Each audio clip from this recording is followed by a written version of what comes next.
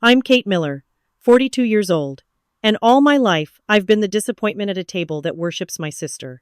In the Miller house, Rebecca shines while I'm expected to shrink. Father calls her the heir, mother calls her the pride. Me? I'm the reminder of everything that wasn't good enough. Even now, at dinners lit by candlelight, their praise for her feels endless, while their silence for me feels louder. But the night my father raised his glass and said, "My will favors the child who proves herself," everything shifted. He didn't look at me. He never does. And yet that night, under their laughter, I felt the ground crack open. Ever been erased in your own family? If you know that feeling, hit like. And tell me in the comments, were you the invisible one too? For me, it began with Rebecca's smirk, her glass lifted high, her voice dripping with triumph. Some of us were born leaders, others, not so much. Rebecca commands the floor with practiced ease. She leans back in her chair, her silk blouse catching the light, and recounts her latest courtroom triumph with relish. The judge barely had a chance once I presented the cross-examination. It was brilliant textbook strategy. Her laughter follows, crisp and assured, while Richard and Margaret beam at her like parishioners before a pulpit. Kate presses her fork into the meat on her plate, barely tasting it. Numbers, spreadsheets, quiet diligence. Her life in the auditing firm is invisible in this room. When Margaret tilts her head and smiles with that saccharine blend of pity and dismissal, the familiar dread churns inside Kate's stomach. Still at that little auditing job, darling? Counting pennies and invoices? The words are sweetened with wine, but cut just as deep as Rebecca's. Richard lifts his glass high, his broad shoulders filling the chair, as though he owns the air itself. One child brings honor to this family. One carries forward the legacy we built. He doesn't look at Kate as he says it, his gaze locked with Rebecca's pride etched into the lines of his face. My will has always been clear. Everything will favor the child who proves herself. The words settle like dust, heavy and suffocating. Kate lowers her eyes. She tries to swallow, but the lump in her throat is immovable. Beside her, Olivia shifts. A gentle nudge brushes Kate's leg, then a whisper so small it nearly drowns in the clatter of cutlery. "You're enough, Mom." Kate turns slightly, catching her daughter's steady gaze, eyes that mirror her own, but brighter, untouched by decades of dismissal. For a heartbeat, the scorn around her fades, and she breathes. But Rebecca doesn't allow silence for long. She raises her glass, the stem catching the glow of the chandelier. "Some of us," she says, her tone dripping with triumph, "were born leaders. Others, not so much." The table erupts in laughter, the sound layered and cruel. Richard chuckles warmly, Margaret hides a smirk behind her hand, and Rebecca basks in their approval like a queen receiving tribute. Kate keeps her face composed, though her knuckles tighten around her fork. Words gather like storm clouds behind her lips, but she swallows them, refusing to give Rebecca the satisfaction of seeing her break. The dining room feels smaller, the portraits on the wall leering closer, as if the ancestors themselves share the mockery. Her phone, hidden in her lap, vibrates once then again. She lowers her eyes, shielding the movement from view, and catches the glow of the screen. A new message flashes across the lock screen, stark and commanding. From Harrington and Company, subject line, confidential. Board succession. The laughter still rings around her, but Kate no longer hears it the same way. The words on the screen pulse like a secret heartbeat under the table, waiting to change everything. Rain streaks against Kate's apartment window, dragging her back 5 years. The Seattle sky presses low and heavy. Drops chasing each other down the glass in endless rivulets, each one a reminder of nights she thought would never end. She stands in her dimly lit living room, the hum of the city muffled by walls too thin and a heart too worn. Olivia's sketches, half-finished portraits, bursts of color on notebook paper are scattered across the coffee table, the only bright pieces in an otherwise muted space. She exhales slowly, and the sound pulls her inward. She remembers Daniel's voice, sharp as a blade yet drenched in disdain, whispering into her ear the night he packed his bags. "You'll never manage alone." The same words, years later, dress themselves in Rebecca's smug laughter at that dinner table. The echo is cruel in its persistence. Kate closes her eyes, her body still remembering the feel of the courthouse chair beneath her as she signed the divorce papers. The pen had nearly slipped from her hand that day, not from uncertainty, but from the weight of finality. The flashback sharpens. Olivia, just 11 then, standing too small in a doorway too large. Her daughter had clutched her waist with all the strength of a child refusing to let go of the last pillar still standing. "Will be enough," Olivia had whispered, her young voice shaking but resolute. Those 3 words had been both promise and question, a vow she had no choice but to keep. Kate had bent down, pressing her lips into Olivia's hair, breathing in the scent of crayons and rain. In that moment, she had promised silently that she would never let the world tell her daughter she wasn't enough, even if she couldn't always believe it herself. The living room drags her back to the present. Olivia, now 16, has grown into her own strength. She moves with quiet assurance, pouring tea into mismatched mugs, the steam curling upward like a fragile offering. "You're cold again?" Olivia says softly, placing the cup into her mother's hands.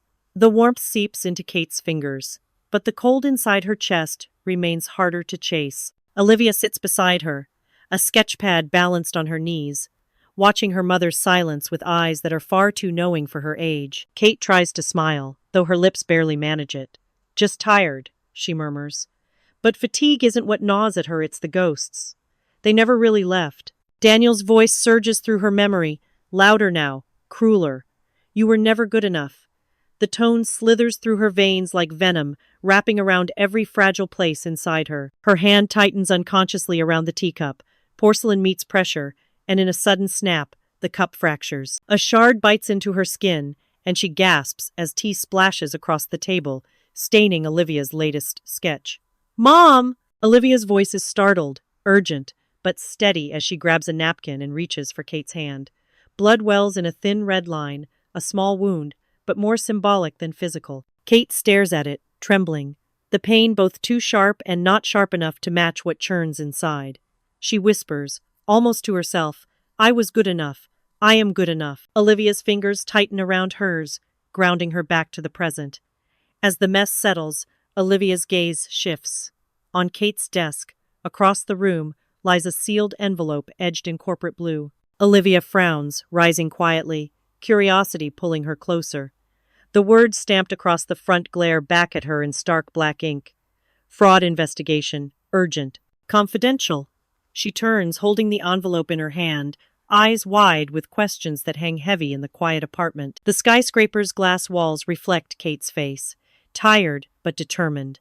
Morning light bounces off the 40-story facade of Harrington and Company, throwing long lines of silver across her cheeks as she steps into the buzzing headquarters. She pauses at the lobby turnstiles just long enough to catch her breath, her reflection fractured into panels of ambition and exhaustion. For years she had slipped into this building quietly, blending into the tide of analysts, auditors, assistants. Today, though, she feels the weight of something larger pressing against her ribs, urging her forward. The 40th floor hums with the rhythm of numbers, keyboards clicking, phones trilling, monitors glowing with green and red streams of data. Kate slips into her cubicle, the same modest corner she has occupied for nearly a decade.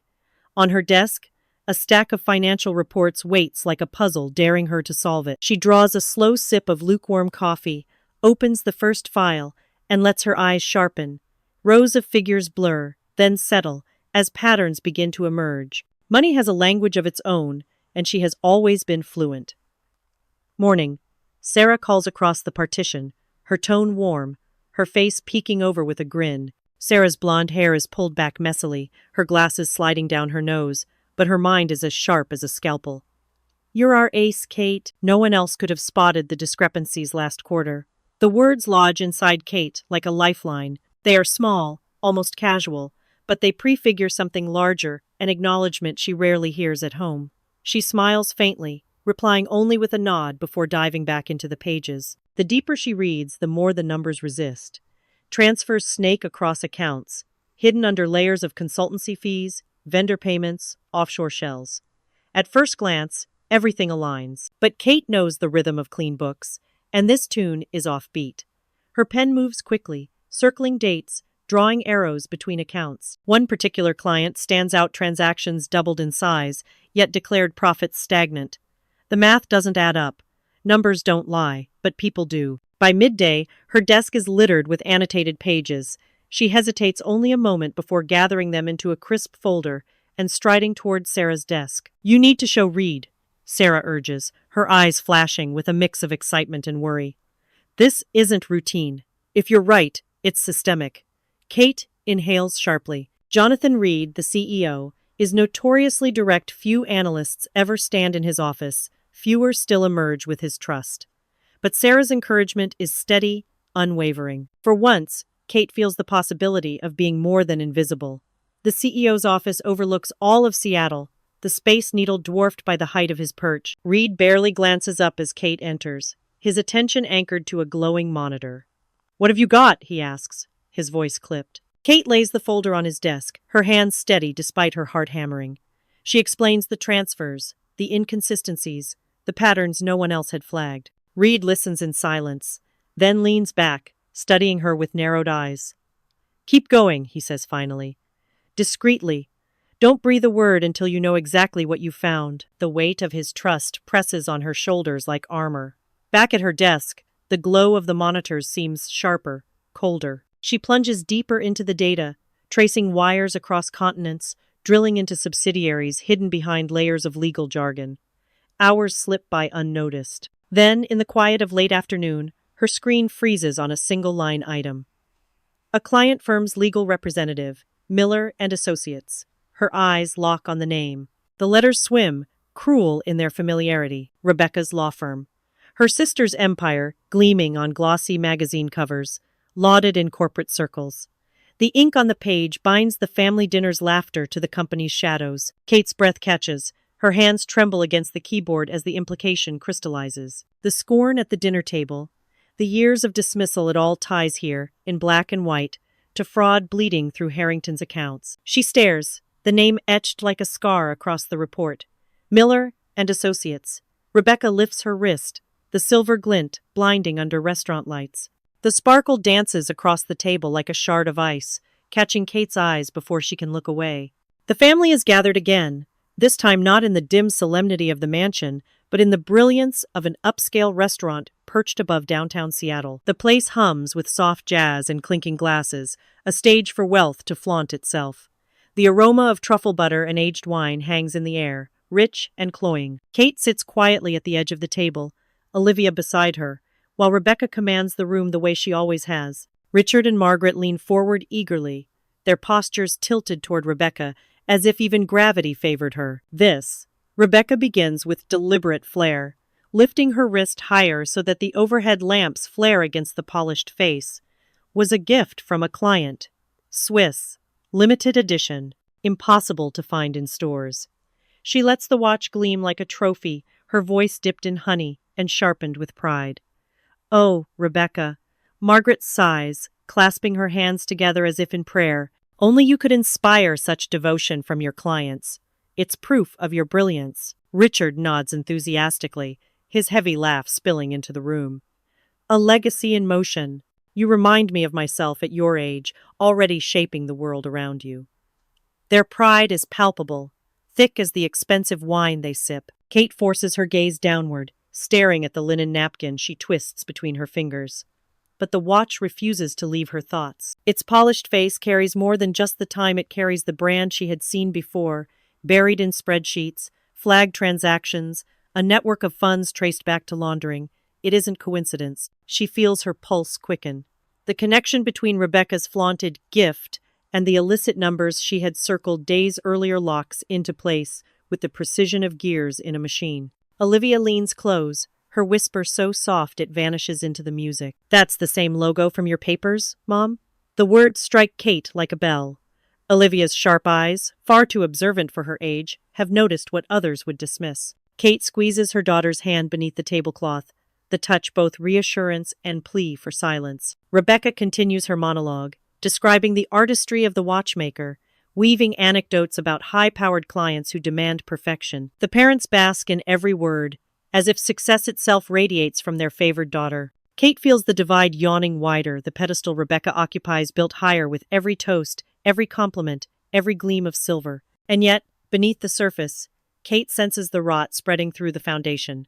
The meal moves in courses, though Kate tastes nothing. The chatter around her blends into meaningless hums of praise, while her mind replays spreadsheets, wire transfers, shell companies. Each bite of steak Rebecca savors, each sip of Bordeaux Margaret admires, feels tethered to the silent corruption Kate alone can see. She studies Rebecca's hand as it waves in the air, the watch flashing with every movement, a taunt as much as an ornament. Then Rebecca leans forward, her lips curling into that familiar smirk, the expression Kate has known since childhood, sharpened now by years of victory. "Kate," she says, her voice smooth, almost intimate.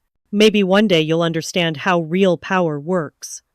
The words land like a strike across the table, subtle enough to escape parental notice, yet cutting with precision meant only for Kate. Her breath stills. Rebecca's smirk widens, as though daring her to respond. But Kate remains silent, the fury coiling inside her chest. The silver watch ticks softly, marking each second of her growing suspicion, each beat of the storm to come.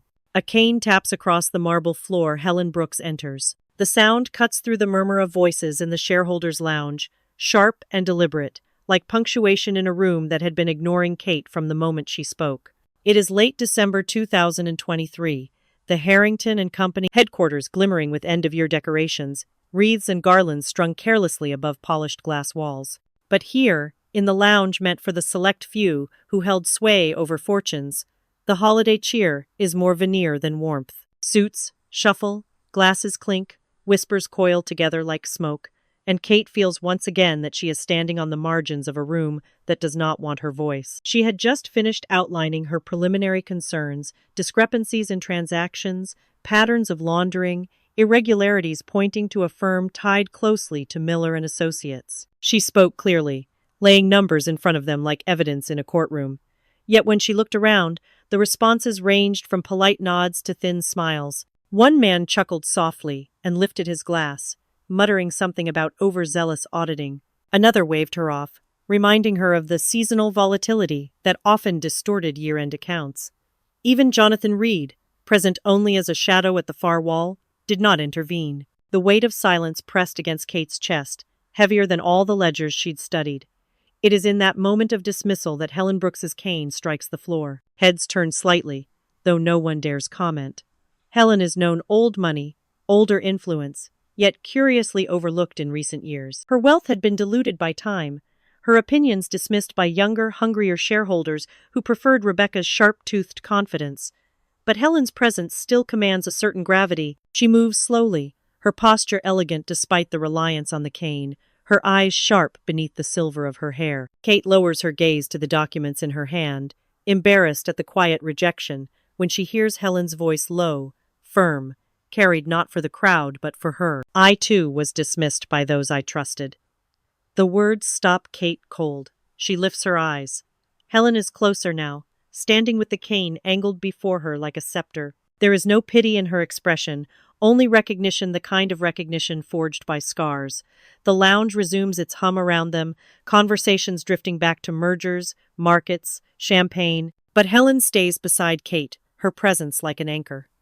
"You remind me of myself," she continues, softer now. "Once, I thought proof alone would make them listen. It didn't. They laughed, brushed me aside, just as they've done to you." She glances around, the corner of her mouth tightening. But times change. And wounds, they remember. Kate feels the ache of those words. She has lived them at the dinner table, in her marriage, in her career, dismissed, sidelined, silenced. And yet Helen stands, a reflection of that same pain, yet unbroken. "I lost millions," Helen says then, her voice lowering further. "Years ago, do you remember the Redwood fraud? Shell companies? False promises? I invested more than I should have. Rebecca's client, the same firm you now name, orchestrated it. They covered their tracks, bought silence, and I was left carrying the loss. Nobody cared, they said. I should have known better." Kate's breath catches. It ties everything tighter. Rebecca's law firm, laundering networks, Helen's losses, threads weaving into a noose. Helen studies her a long moment. "You have their numbers. I see it in your eyes. If you can bring me proof undeniable, sharp as a blade, I'll make sure your voice is heard. My stake may not be what it once was, but my influence, my alliances, they can still tip scales." For a heartbeat, Kate hesitates. Every instinct tells her trust is dangerous, but Helen's gaze is unwavering, steady with purpose, not charity. This isn't pity. This is vendetta. A chance to align with someone who has as much reason as she does to see Rebecca's empire fracture. Helen extends her hand, thin but firm, the cane resting lightly against her leg. So, Miss Miller, do we have an understanding? Kate slides her palm into Helen's. The handshake is brief, but binding, like signing an invisible contract. A ripple of strength runs through her. She is no longer entirely alone in this war. From across the hall, laughter erupts. Kate turns her head and sees Rebecca, radiant in her tailored suit, glass of champagne raised high. The silver watch flashes beneath the lounge's golden lights, catching Kate's gaze deliberately, mockingly. Rebecca smirks as if she knows Kate is watching, as if daring her to make a move. Kate's fingers tighten around the handshake that has just ended, her mind already racing. The time for silence is ending, and Rebecca's watch the glint of arrogance only fans the fire. Rain lashes against Seattle streets as Olivia slips her jacket over Kate's shoulders. The cold comes sideways, sharp and needling, soaking through trousers and shoes, making the pavement gleam like a mirror for the city's neon heartbeat. They stand together at the bus stop, a flickering sign buzzing overhead, the streetlight's halo casting a pale circle around them. Kate exhales a shiver she tries to hide, though her daughter notices anyway. Olivia always notices. Kate draws the jacket tighter and looks out at the blur of headlights streaking by. Her voice is low, carried away by the hiss of rainfall. I don't know if I can do this, Liv. Rebecca's got them wrapped around her finger. The board, the shareholders, half of them already treat me like an intruder. She shakes her head, her words stumbling. Every time I open my mouth, it's as if I'm 10 years old again, trying to explain myself at that table and getting laughed out of the room. Olivia shifts, pressing closer, her hair damp, cheeks flushed from the cold. Mom, stop. You've already proven yourself. At Harrington, at home, everywhere. Her eyes shine as she tilts her face up toward Kate. You're the reason I believe I can paint my future, even when people tell me it's unrealistic. You're the proof that survival doesn't mean giving up. Kate blinks hard against the sting in her eyes. The rain camouflages her tears, but Olivia sees them anyway. She always does. Memories crowd in unbidden. The art show 2 years ago, Olivia's canvases lined up in a community hall, and Kate's seat empty because a late audit had trapped her in the office. She still sees the way Olivia smiled bravely when Kate arrived too late, paintings already packed away. The guilt presses heavy now, heavier than the soaked jacket. I've failed you so many times, Kate whispers. You deserved a mother who was present, not always fighting ghosts. Olivia catches both of Kate's hands, pulling them down into the light, rain dripping between their fingers. Her grip is small but fierce, an anchor tethering Kate against the storm. Don't let them erase you. Not again. Her voice is steady, older than her 16 years, and it reverberates deeper than any boardroom decree.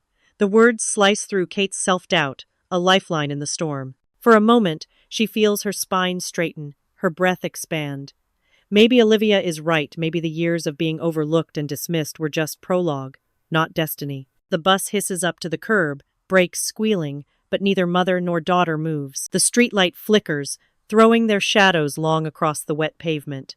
Kate's phone buzzes in her pocket, insistent even against the roar of rain. She pulls it free, the screen glowing with Reed's name. Her heart skips. She answers, voice tentative. Reed's tone is clipped, urgent, heavy with implication. Tomorrow, succession talks begin. Be ready. The line goes dead. Kate stares at the rain-smeared screen, Olivia's hands still gripping hers, the city humming around them. The storm has only just begun. The chairman's seat sits polished, vacant, at the head of the mahogany board table. It gleams under the recessed lights, untouched, yet oppressive. A throne in exile waiting for a body bold enough to claim it. Kate cannot look away. Richard's voice drifts back from that dinner in November. You'll never sit at that table, and the echo clings to her ribs like a bruise. The boardroom stretches wide and cold, floor-to-ceiling windows spilling a view of the Seattle skyline painted in winter gray. The Space Needle juts up in the distance like a sentinel, but even that iconic shape feels diminished by the atmosphere inside this room. Suits shuffle papers, cough discreetly, sip water poured into crystal glasses, every gesture rehearsed. This is not a family dining room where insults sting beneath candlelight. This is a battlefield of power, cloaked in silence and procedure. Jonathan Reed, sharp in his charcoal suit, stands at the far end, his gaze steady as he lays a hand on the empty chair. Ladies and gentlemen, he begins, voice measured. As you are aware, our chairman will be retiring at the close of this quarter. It is a transition that will define Harrington and Company's future.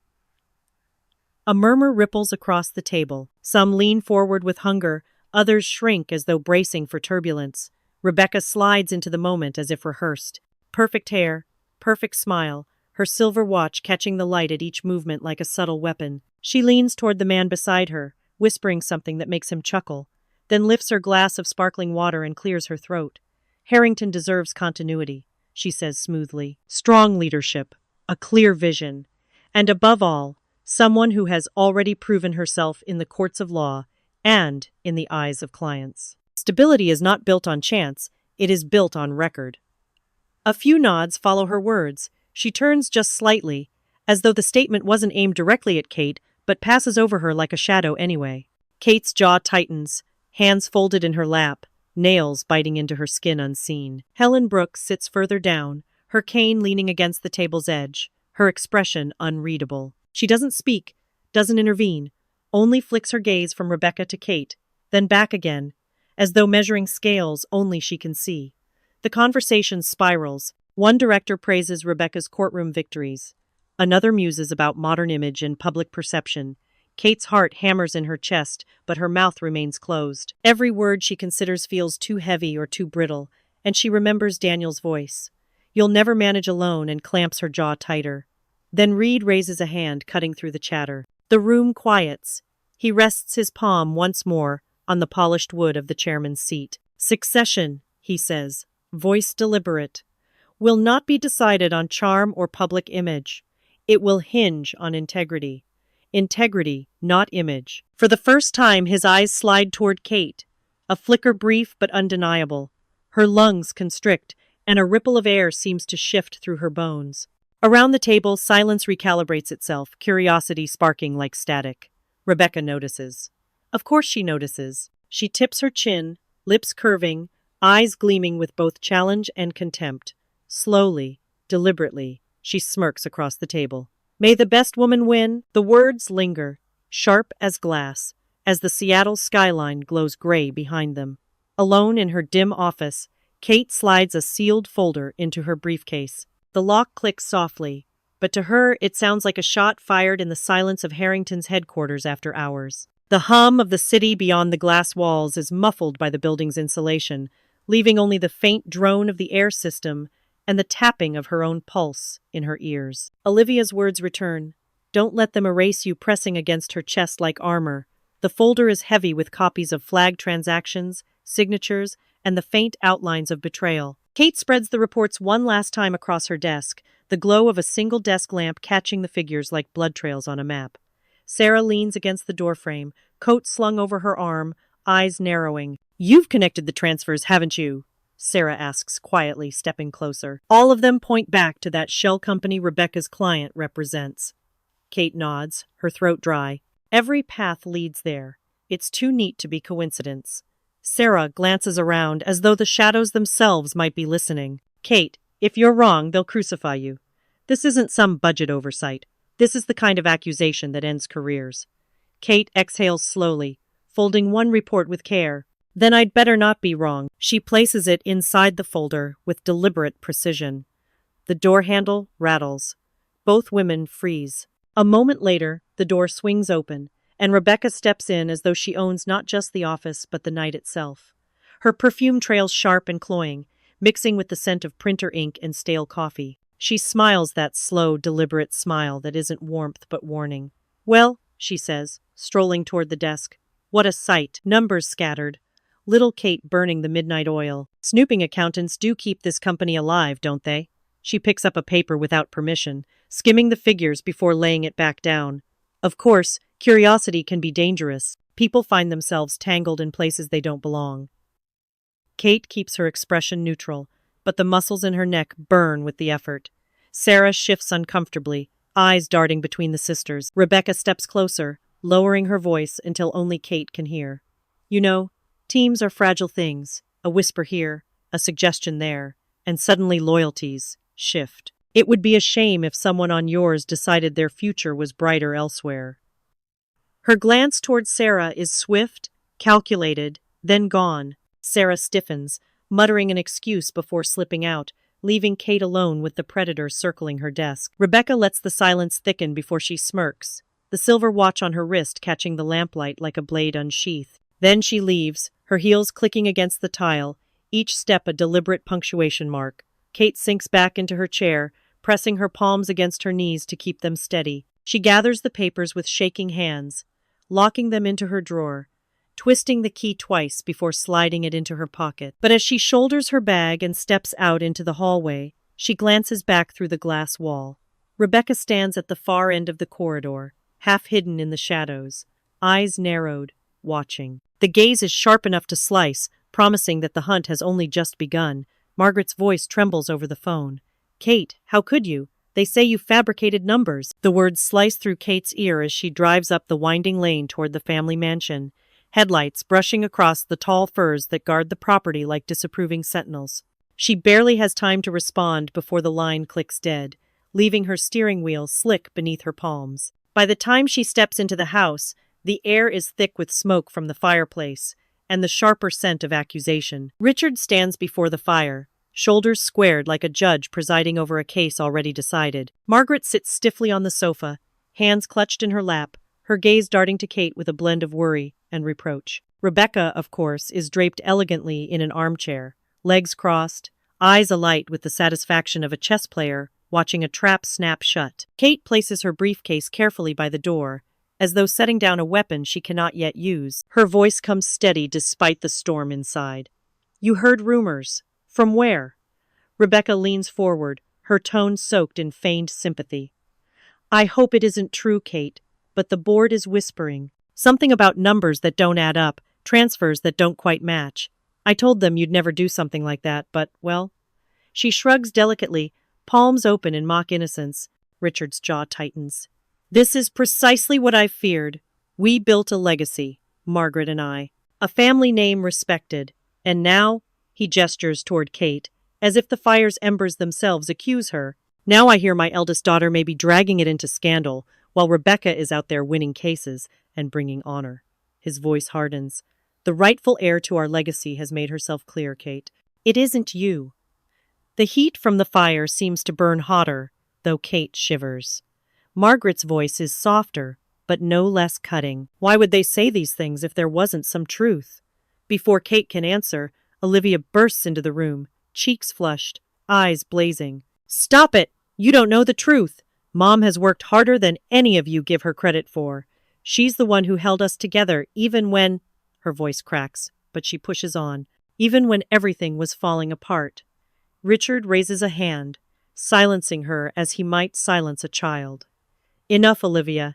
You don't understand what's at stake." The room swallows Olivia's defense, her words drowned in the tide of doubt and parental disapproval. Kate looks at her daughter, the only ally in this house, her expression apologetic yet fierce with unspoken gratitude.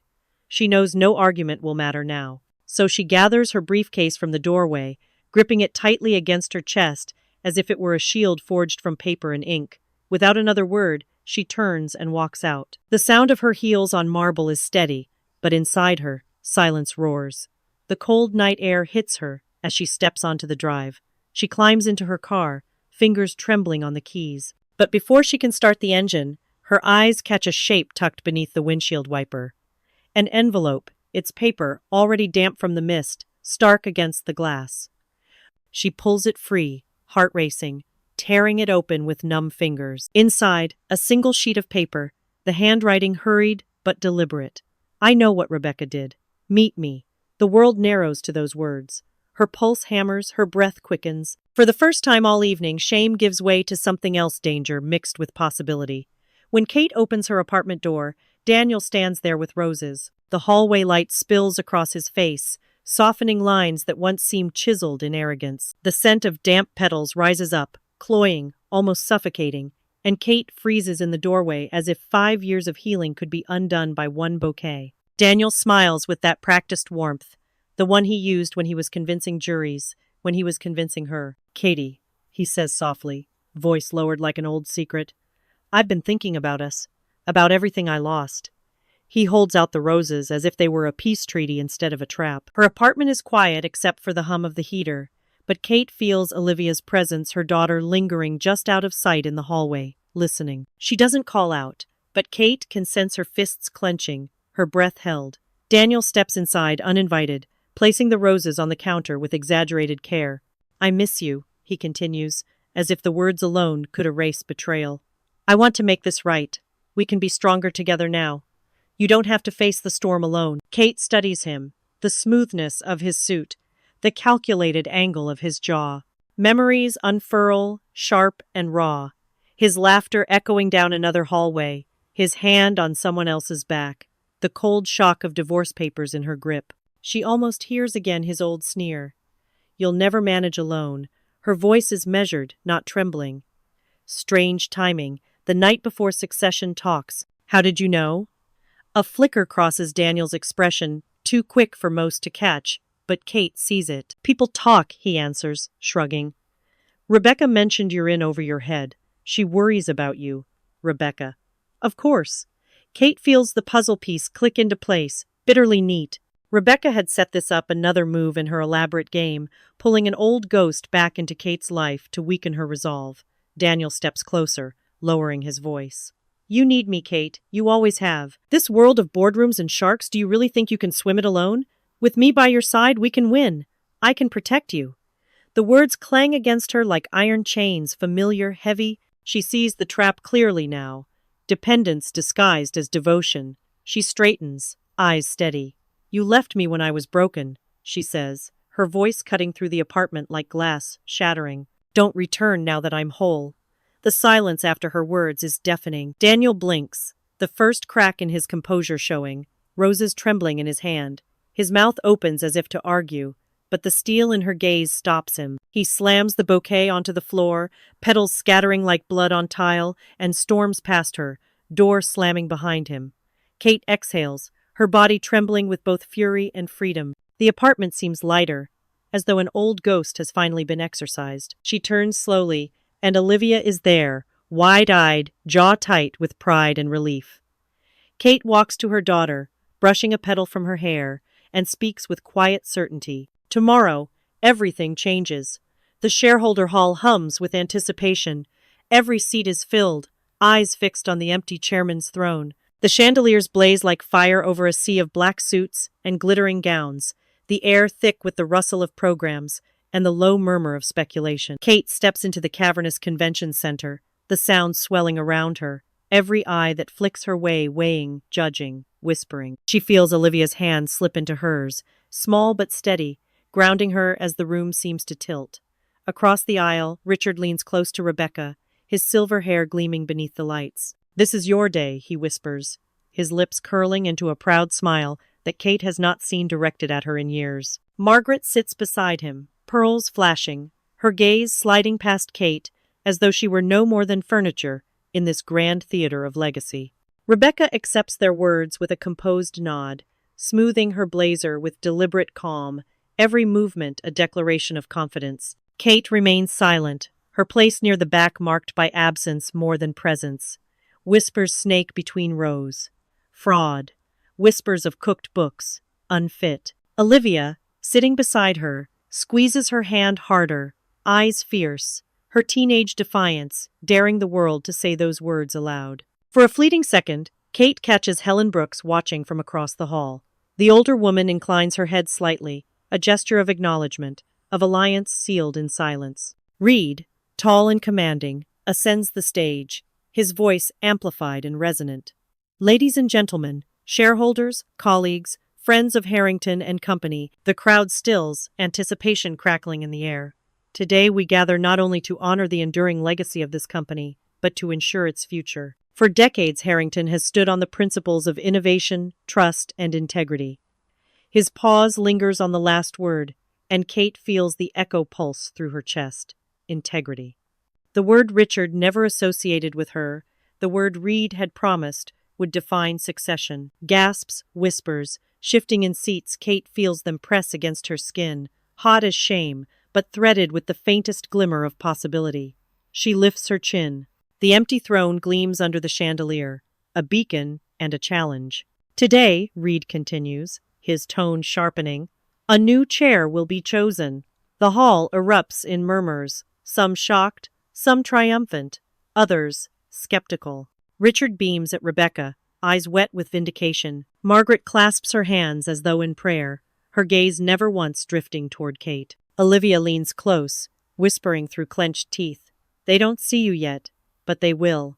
Rebecca rises gracefully, the scrape of her chair loud as thunder in the hush that follows. She smooths her blazer, shoulders squared, and allows the faintest smirk to flicker at the corner of her lips. Her heels click against the polished floor as she steps forward, every movement proclaiming ownership, as though the stage, the hall, the legacy already belonged to her. Kate's breath catches, her heart pounding not in fear but in gathering resolve.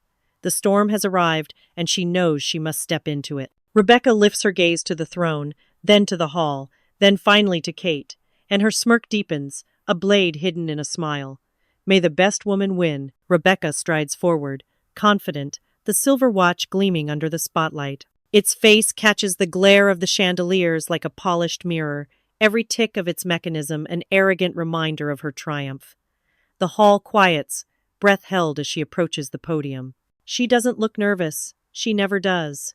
Rebecca thrives in the heat of attention, the hush of expectation, and the assumption that the game has already been won. Her voice glides across the room, smooth and honeyed, each syllable dripping with self-importance.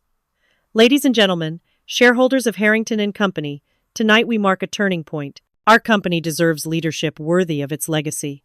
Leadership rooted not only in ambition but in vision.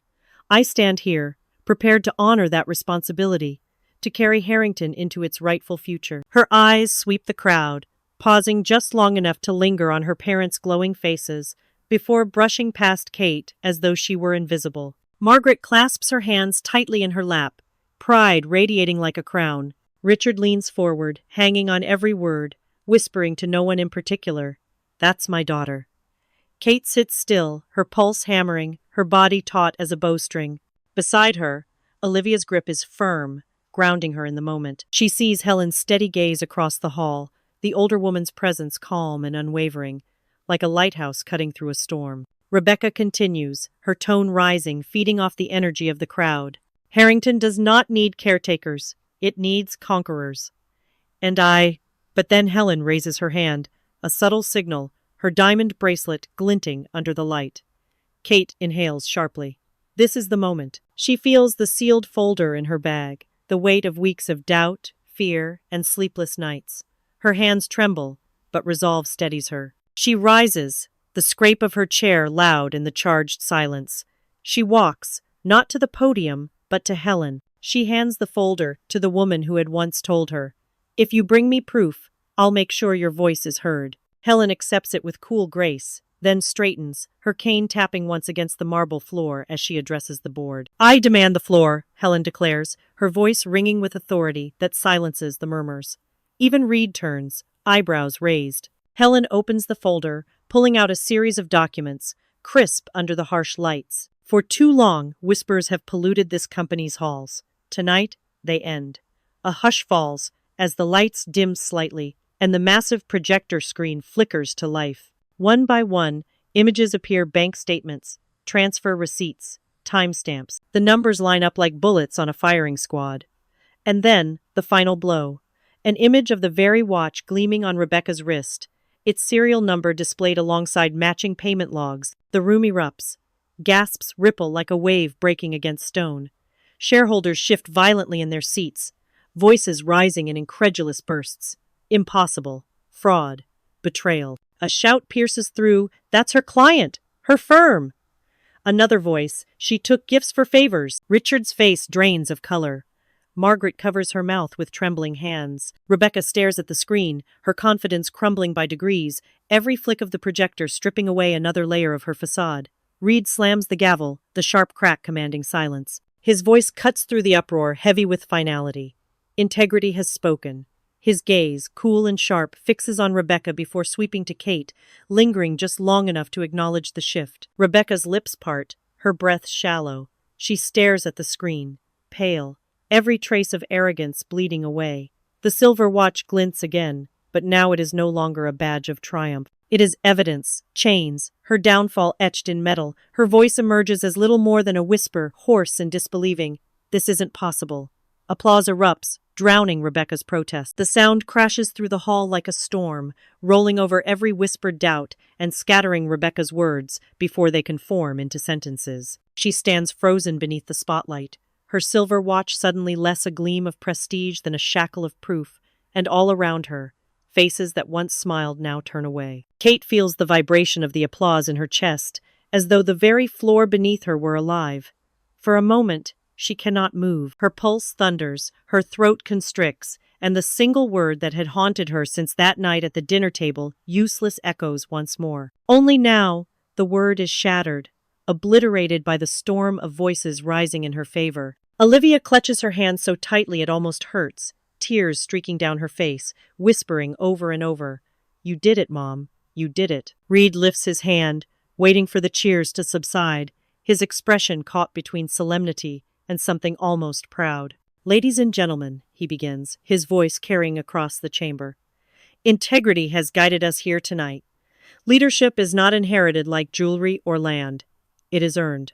And there is only one candidate who has proven, through courage and conviction, that she embodies the values of this company." He turns, and for the first time in public, addresses her not as a name on a payroll, but as a leader.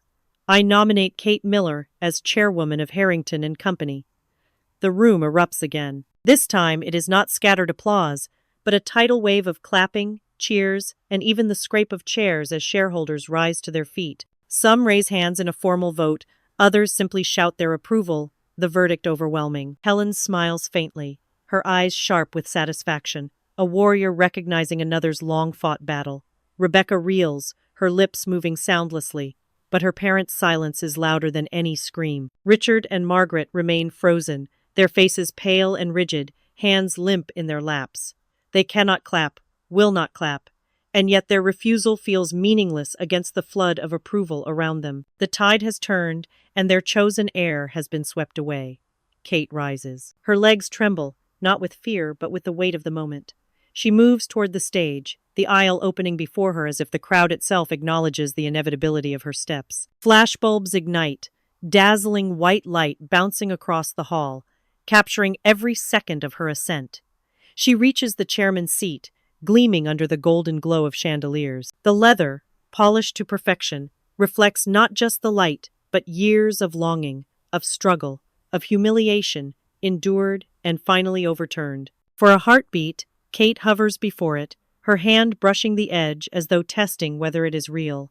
Then she lowers herself into it with calm dignity, her spine straight, her face steady. The applause swells, cameras firing like fireworks, immortalizing her transformation. Olivia sobs openly now, clapping until her hands are red, while Helen nods once, as if sealing an unspoken pact. The throne has been claimed, not gifted. From the shadows of the stage, Rebecca staggers forward, her eyes wild, her voice broken. She leans close, her perfume sharp, her words a hiss, meant only for Kate. "You've destroyed me." Kate does not flinch. She meets her sister's eyes in silence, the roar of triumph drowning out the whisper of defeat. Backstage, Richard grips his cane, voice shaking.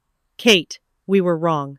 The words come out hoarse, as though dragged from somewhere deep in his chest, a place that had long refused to yield. The chandeliers in the main hall still blazed beyond the closed door, and the muffled roar of shareholders lingered like the echo of a storm. But here in the lounge, the silence pressed down heavier than the air itself. Kate turned slowly, the adrenaline of her victory still coursing through her veins, though her face remained composed. Richard stood hunched, shoulders bent by more than age, his cane tapping against the carpet as if to fill the void left by his faltering authority. Margaret lingered at his side, her hands twisting the clasp of her purse, her eyes darting to the floor, unable to meet her daughter's gaze. For a long moment, Kate said nothing. She had waited her whole life for this scene, but it felt strangely distant, as if she were watching it unfold on a stage, rather than standing in its center. Rebecca lay collapsed in a chair nearby, her head buried in trembling hands, the silver watch now dulled under the dim backstage light. Olivia hovered protectively by Kate's shoulder, arms crossed, gaze sharp with youthful defiance. Richard cleared his throat again, his voice cracking. "All these years, I believed Rebecca carried the family's strength. The will was written for her, the fortune, the house, everything, because I thought she was the one who could bear the weight. His eyes, pale and watery, finally met Kate's. But I see now it was blindness. Pride. I dismissed you, mocked your work, because it did not shine as bright in my eyes. And I was wrong. Margaret's lips trembled. Kate, darling, I followed him. I defended him. I thought. Her voice broke, thin as paper. She took a step forward, then stopped, her shoulders trembling with shame. We treated you unfairly, and I am sorry. Kate drew a breath, her pulse steady, her words sharper than the silence. I don't need your wealth. I don't need the mansion, or the portraits, or your approval. She straightened, her chairwoman's composure cloaking the old scars like steel. I've built mine, with my own hands, my own pain, and my own resilience. I don't need to inherit what was never meant for me. Olivia slipped closer, wrapping her arms around her mother's waist, her voice strong despite the tears gathering in her eyes. You're my inheritance, Mom. Everything you've fought through, everything you've taught me that's worth more than their money. The words pierced the room deeper than any accusation. Richard's grip on his cane faltered, his eyes glistening as though the dam of decades had cracked. He lowered his head, and for the first time in Kate's life, she saw her father cry. Not from anger, not from rage, but from the hollow realization of what he had lost, the years he could not reclaim, the love he had failed to give when it mattered most. Margaret reached for his arm, steadying him, her own tears slipping freely down her cheeks. She whispered Kate's name again, softer, as though each syllable carried a plea for forgiveness that could never be fully answered. Kate did not rush to close the distance. She stood tall, Olivia still clutching her side, and let the silence stretch until the truth of it weighed on them all. Then, as if summoned by fate, the sharp pounding of fists rattled the lounge door. Reporters shouted from the hallway, voices urgent, overlapping, demanding one thing. Chairwoman Miller! Chairwoman Miller! A statement! Rebecca flinched at the sound, her sobs twisting into bitterness. Richard lifted his head, his face streaked with tears, staring at Kate as though seeing her for the first time. But it was too late. The world outside no longer waited for their approval. It waited for hers. The banging grew louder, the chant of her new title rising like a drumbeat, sealing the truth her parents had only now begun to grasp. 6 months later, the sound of laughter fills Kate's own dining room. The air is different here than in the cavernous Miller mansion, warmer, lighter, touched not by the weight of portraits glaring down from gilded frames, but by the glow of simple candles and the scent of rosemary roasted chicken. The table is modern oak, modest in size, yet the laughter around it makes it feel grander than any that had stood under chandeliers. Kate moves easily between her seat and the kitchen, a hostess in control of her space. This table belongs to her, not to Rebecca, not to Richard or Margaret, not to a legacy etched in paper wills. It is hers, and in that possession lies a freedom she never thought she would taste. Olivia is at her side, vibrant, her cheeks flushed with excitement, sketches and acceptance letters tucked under her arm like trophies of her own making. Richard sits quietly, his cane leaned against the chair, his back less rigid, his words slower, gentler. He watches his granddaughter describe her future at art school, eyes glistening with the kind of pride he once withheld from Kate. Margaret smiles too, less sharply than before, her condescension tempered into something humbler, fragile, but sincere. They do not dominate the conversation, they listen. The reversal is subtle but profound. Helen Brooks raises her glass, her voice still edged with the authority of a woman accustomed to being heard. To Kate Miller, she declares, not just a chairwoman, but a leader forged by trials, a woman who turned betrayal into legacy. May her strength ripple through every decision this company makes. The glasses clink, candlelight catching in their rims like stars refracted on water. Olivia leans toward her mother, eyes bright. I got the letter, Mom. They accepted me. Full scholarship. They want my art. The pride in her voice is a song, each note a healing balm to wounds that had once seemed permanent. Kate feels tears prickling at the corners of her eyes, but she doesn't let them fall. She simply holds Olivia's hand, squeezing it as though anchoring both of them to this moment. Richard clears his throat, words catching. Kate, your mother and I, we can't undo the years. But tonight, sitting at your table, I see what I should have long ago. You weren't useless. You were the foundation. We just didn't know how to see it. His voice shakes, but there is no denial in it, no defensiveness, only regret. Kate lifts her glass slowly, her gaze sweeping across the faces gathered at her table, resting last on Olivia's hopeful smile. The words come not as an outburst, but as a steady truth, finally unchained. I was never useless. I was simply underestimated.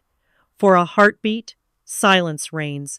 Then the room bursts again into laughter and toasts, the sound richer for its sincerity. The clinking of silverware, the hum of conversation, the low flicker of candlelight, all of it weaves together into a tapestry of belonging she had been denied for so long. When the plates are cleared and the conversation dwindles to gentle murmurs, Kate rises and steps toward the wide apartment window. The glass reflects her face no longer tired, no longer doubtful, but strong, calm, assured. Behind her, Olivia's laughter rings like a promise, while beyond the glass, the city lights stretch into the horizon, glittering like countless open doors.